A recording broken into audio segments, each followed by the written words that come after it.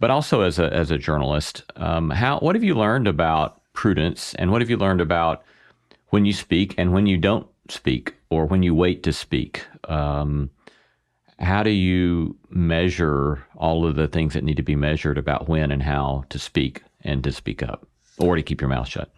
Boy, oh boy. I'm still failing and still learning every day. When words are many, sin is not absent, but he who holds his tongue is wise, right? I mean, that's oh boy. That's not going to be on the masthead of many newspapers. No, it's not. Maybe it should be, right? A little bit of restraint goes a long Yeah. way. It's actually funny because and this isn't something I've given a lot of thought to, but you're onto something there because I teach journalism students now. I mentor journalism students, and one of the things that I'll always stress is, it's better to be right than to be first.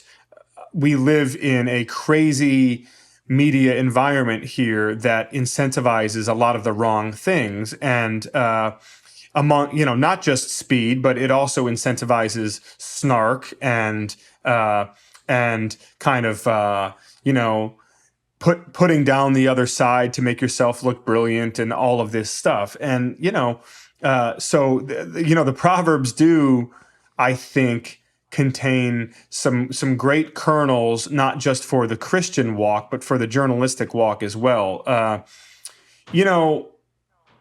It's something I struggle with, Lee. I think part of the reason I struggle with it so much is, I'll have these conversations with folks all the time in secular settings, but also in some Christian settings. And they look at this kind of extremist sect of the evangelical world and say, you know what? They're gone. They're too far gone, and forget about them. They